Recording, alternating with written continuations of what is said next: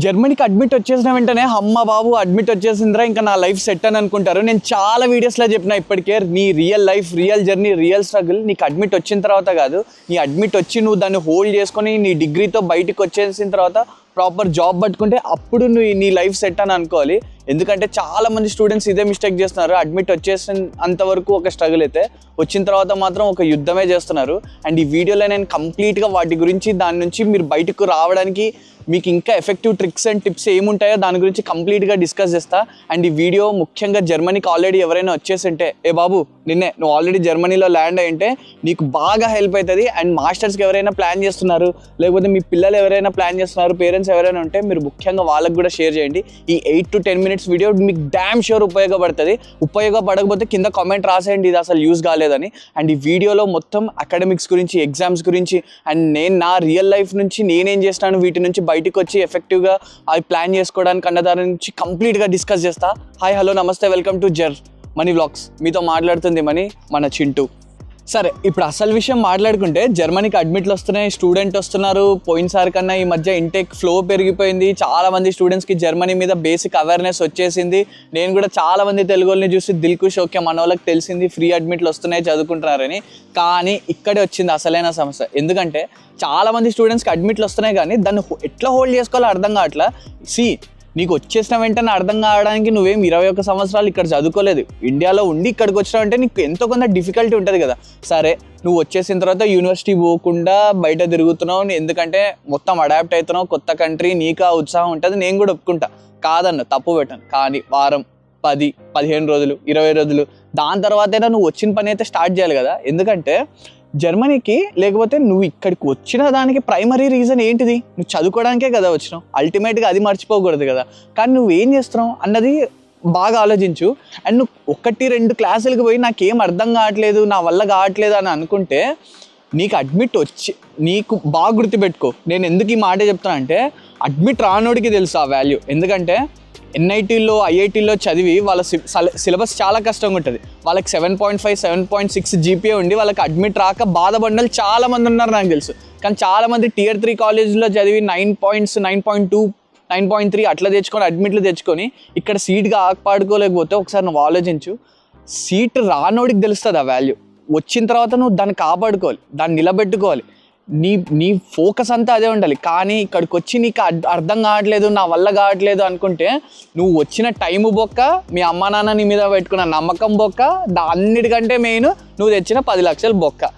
ఇగో బాగా గుర్తుపెట్టుకో, నువ్వు ఇక్కడికి వచ్చిన తర్వాత 10 లక్షలు నాకేం అర్థం కావట్లేదు అని ఏడ్చేస్తూ, ఇంకా నాకు పేరెంట్స్ దగ్గర సాడ్గా డిప్రెస్ అయిపోయి తర్వాత ఏ పేరెంట్ అయినా సరే వచ్చేలే అని అంటారు.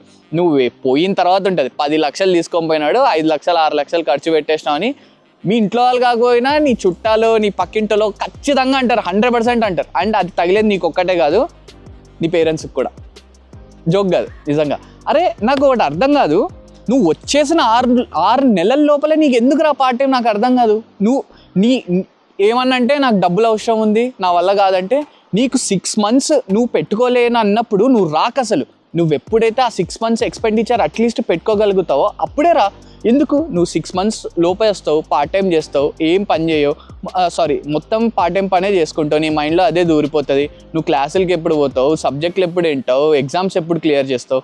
నా బాధ అంతా ఏంటిదంటే, పార్ట్ టైం ఎందుకు స్టార్టింగ్లోనే చేయొద్దు అంటున్నానంటే, నువ్వు ఇక్కడికి వచ్చేసిన తర్వాత ఫస్ట్ 1 year నీకు ఇంట్లో వాళ్ళు ఇచ్చిన 10 లక్షలు ఉంటాయి, 11 లక్షలు ఉంటాయి. దాన్ని నువ్వు కరెక్ట్గా ఖర్చు పెట్టుకుంటే 14 నెలలు నువ్వు దాన్ని ఖర్చు పెట్టుకోవచ్చు.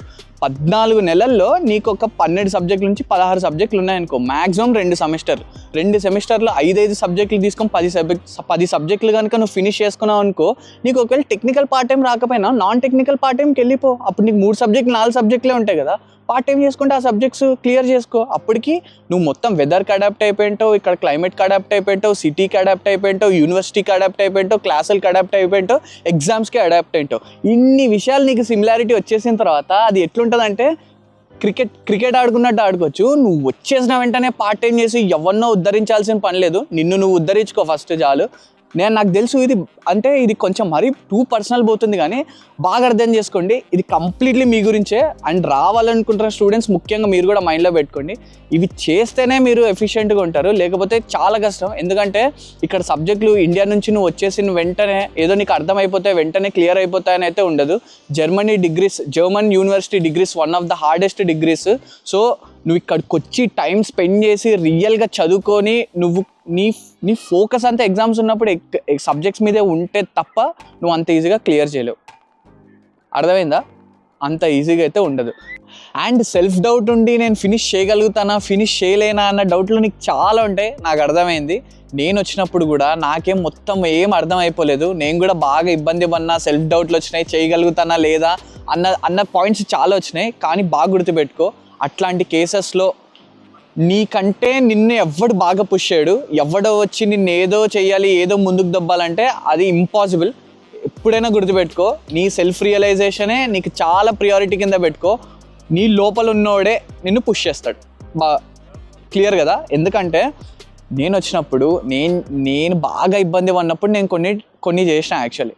అది నేను ఇప్పటివరకు ఎక్కడ బయట పెట్టుకోలేదు, కానీ చాలామంది గురించి నేను చెప్తున్నా. నాకు అసలు క్లాస్లో ఏం అర్థం కాలేదు. నేను ఒక పాయింట్కి వెళ్ళిపోయి అమ్మ బాబాయ్ ఇదేంటి అసలు అంత వెరైటీగా ఉంది అంటే, నేను ఫస్ట్ ఆఫ్ ఆల్ నేను కాన్సన్ట్రేట్ చేయలేదు, నాకు పెద్ద డిసిప్లిన్ లేకపోయింది ఆ టైంకి. అండ్ మోర్ ఓవర్ ఇది నా వల్ల అవుతుందా అన్న సెల్ఫ్ డౌట్ నాకు చాలా ఉన్నింది.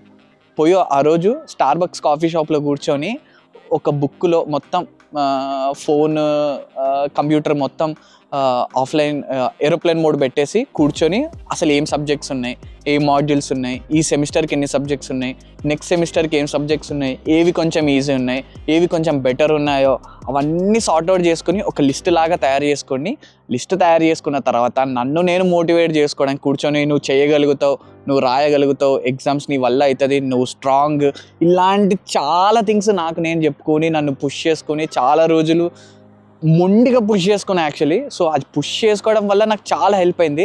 అండ్ స్టూడెంట్స్ ఎవరైతే ఆల్రెడీ జర్మనీలో ఉన్నారో లేకపోతే ఇండియాలో ఉన్నా మీకు హెల్ప్ అయ్యిద్ది.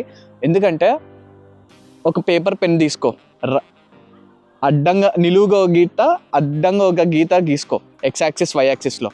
High priority, normal priority, least priority అని 4 సెక్షన్స్ గీసుకో.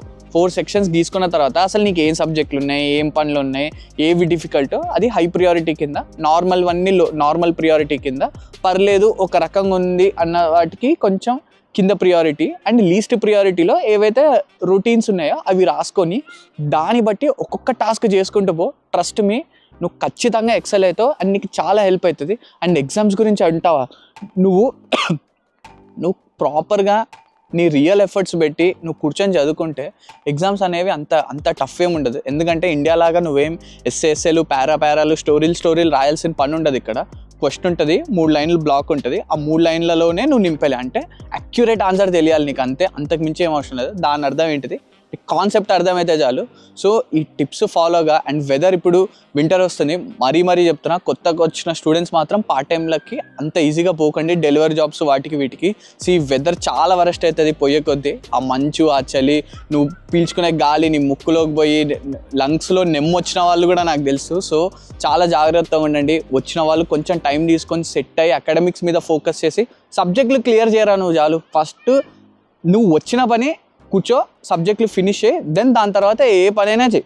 అండ్ జర్మనీకి ఎవరైనా స్టూడెంట్స్ రావాలనుకుంటున్నారు సమ్మర్ ఇంటేక్కి, మీకు బ్లాక్డ్ అకౌంట్ అర్థం కాకపోతే నేను డైరెక్ట్గా కొరాకిల్ బ్లాక్డ్ అకౌంట్ సర్వీస్ ప్రొవైడర్ సీఈఓతో కూర్చొని మాట్లాడి వాళ్ళ ఆఫీస్ విజిట్ చేసి వాళ్ళు ఎంత మంచి సర్వీస్ ఇస్తున్నారు స్టూడెంట్స్కి అన్న దాని గురించి నేను కంప్లీట్గా సీఈఓతోనే కూర్చొని ఒక వీడియో చేసిన. సో వీడియో ఎవరైనా మిస్ అయింటే పైన కార్డ్స్లో అటాచ్ చేస్తా, మిస్ కాకుండా చూడండి. మీ పేరెంట్స్కి ఎవరికైనా బ్లాక్డ్ అకౌంట్ మీద డౌట్ ఉంటే, ఆ 11 లక్షలు ఎట్లా వేయాలో అర్థం కాకపోతే, అది అంతా ఇంగ్లీష్లో ఉంటుంది.